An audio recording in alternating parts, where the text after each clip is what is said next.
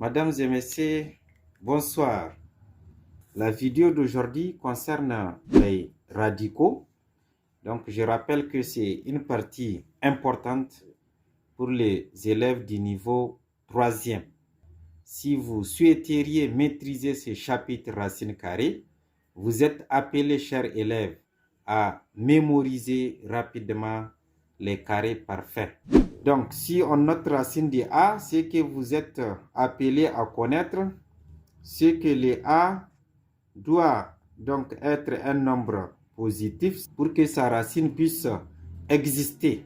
Et en plus de cela, les candidats doivent savoir que racine de A au carré, donc là, ça donne comme résultat A. Donc, qu'est-ce qu'il faut retenir alors? On parle des racines de A carré égale à A, mais à condition que les A soit un nombre positif ou nul. Donc, les A peut être 0, puisque racine de 0 égale à 0. Maintenant, l'avantage pour un élève de connaître les carrés parfaits, imaginez par exemple si je vous donne racine de 4. Donc, vous voyez que le 4 là, il est cité parmi les carrés parfaits. Donc, 4, c'est 2 au carré. Ça veut dire que je peux remplacer les 4 par 2 au carré. Et donc, finalement, on aura comme résultat 2. Et si je donne un autre exemple, racine de 64. Donc là, c'est toujours une façon de dire aux élèves, voilà l'utilité de connaître les carrés parfaits. Donc 64, c'est un carré parfait. Vous voyez que 64, ça fait 8 au carré. Donc je vais, dans le même cadre d'idée, remplacer les 64 par 8 au carré. Et vous comprenez avec moi que partant de la définition, on dit que racine de A carré égale à A. Donc ça veut dire que racine de 8 au carré, ça donne 8 alors.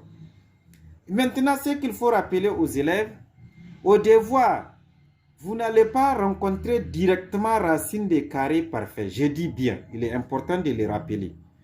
Ici, au lieu de vous donner racine de 4, vous pouvez par exemple rencontrer racine de 8. Voilà, si vous rencontrez racine de 8, qu'est-ce qu'il faut alors comprendre? Les 8 là, si on me demande de simplifier racine de 8, je vais me demander alors quel carré parfait en décomposant 8, quel carré parfait on peut trouver par exemple. Donc vous êtes d'accord avec moi, si nous faisons 4 fois 2, ça nous donne 8.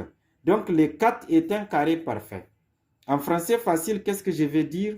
On décompose les 8 de telle sorte que de l'écriture, n'est-ce pas, de l'expression que nous allons avoir, que nous ayons des carrés parfaits. Et donc là, je vais écrire alors racine de 8, ce n'est rien d'autre que 4 fois 2.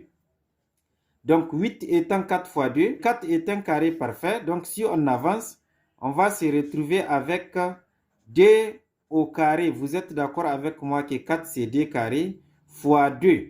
Et là, la leçon qu'il faut retenir, dès que vous avez racine de A carré, automatiquement le A sort du radical.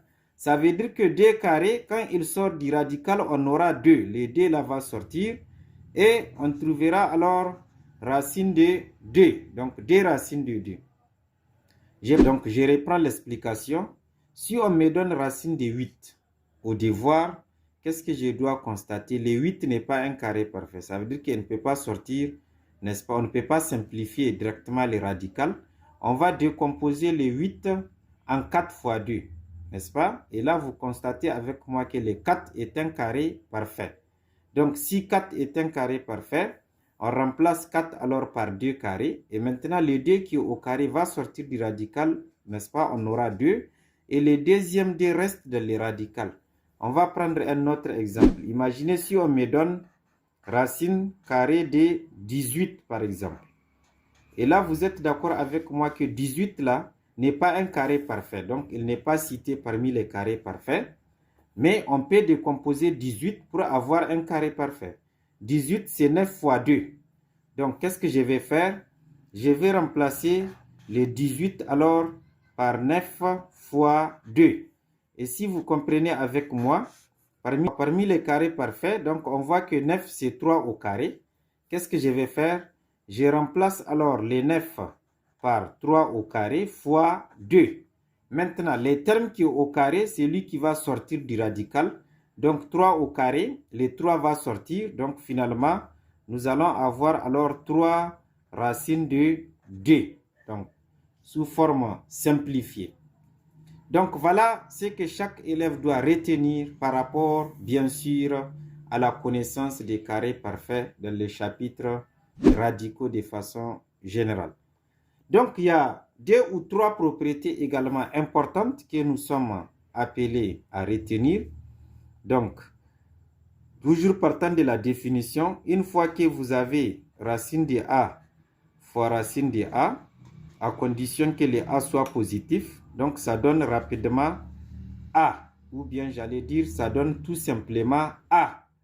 Donc de la même façon, si j'ai racine de B fois racine de B, donc ça me donne B. On est d'accord. Maintenant, imaginez alors si on vous donne racine de A fois racine de B. Vous êtes d'accord avec moi que les deux ne sont pas les mêmes. Et si les deux ne sont pas les mêmes, donc nous allons avoir alors A fois B. Donc bien sûr, si les A et B sont positifs. Lorsque nous avons cette fois-ci racine de A sur racine de B, c'est la même chose que racine de A sur B. Donc à ce niveau également, les A et B doivent être des nombres positifs. Donc voilà ce que nous pouvons donner comme définition par rapport à ces chapitres. Dans la vidéo qui va suivre, nous allons parler donc de la comparaison et de l'étude des signes.